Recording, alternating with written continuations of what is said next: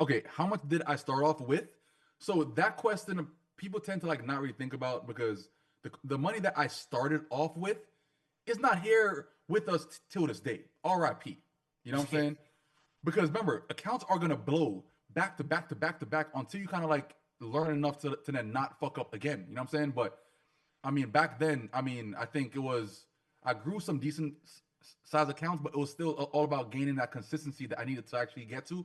But again, back then, 2014, 2015 was super hard to learn because there were no groups, there were no teachers, there were no there wasn't that. There were no NPZ. You know what I'm saying? There were no Wall Street Academy. There were no groups like that. So me learning was more just me learning by myself.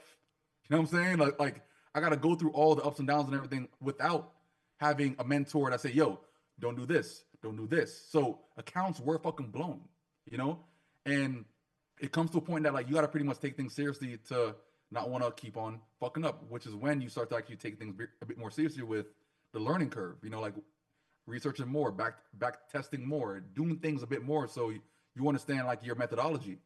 So that was the overall, you know, flow of it. But then I had like my Yeah.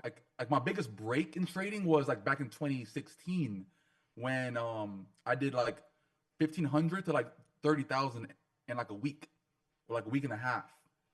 And that allowed me to like pay off like all of my 2017 bills fully on auto pay, and then I had nothing else to worry about. Then I just had all the time in the world to just study and grind for that entire year. So I think that pretty much was like my biggest break, like right there.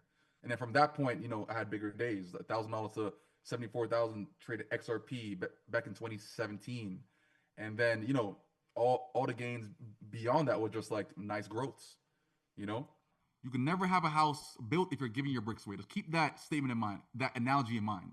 You can't have a house if you're giving your bricks away in the building process. It doesn't make Yeah. sense. I don't trade futures, but I'm learning it. I think it's very easy So, compared to, I mean, it's easy knowing that we already know how to trade. So, like, again, like trading is a cool thing because once you can trade on normal CFDs or like that kind of stuff, then everything else is easy.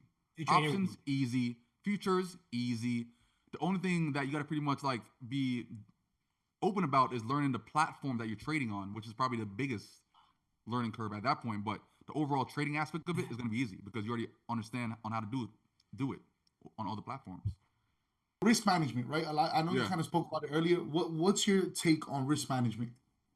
So your risk is based off of your level of comprehension. You know what I'm saying? So the overall term over leveraging is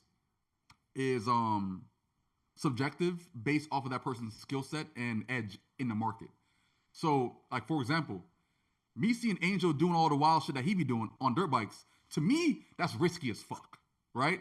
But Yeah. but now you got to take into consideration years of experience and overall skill set, right? That pretty much shows him that yo, like what I'm doing on a dirt bike is not scary to him, right? So at the end of the day, risk comes with your level of skill, comprehension, confidence, and overall just understanding. You know what's so funny, dog? Because one of the things that, like, one of the clips that I remember keeps going out, you were like, you know, to make you successful in trading, I think you said it was like you can't trade gotta risk 1 to that two fucking percent. shit. You gotta risk that shit. Risk that shit. And it was so I You know? risk like I risk 10 to 15%. That's my risk. Yeah. yeah, But it doesn't seem risky to me. yeah. You know what I'm saying? But again, it comes with your level of edge, comprehension, all these things. Confidence is probably the biggest thing because not a lot of people have enough balls to press that buy or press that sell. You know what I'm saying? 100%. You know, so it's a different kind of like mental that you gotta have to say, you know what? I'm ready. Buckle up. Let's go. You know? So not everybody has that. So you gotta pretty much, you know, have like be that person that's confident in what you're learning to then say, you know what, I'm ready. And then Yeah. do it. But eventually you gotta get to a point that like, you know what? Fuck it. Jump in. And then at that point you just maintain. You get me? So you Yeah, can't hesitate too much like when it comes to trading because I feel like you probably never enter because you're just overthinking and like, you know, you have too much thoughts on your mind to why things might not work out. You know, but you gotta again be confident about what you're doing and understand everything to the point that like you see one, two, three confirmation, blah blah blah, like you know, structure is this, Fibonacci is this. Like, you have all these things lining up. Take Fuck that it. shit.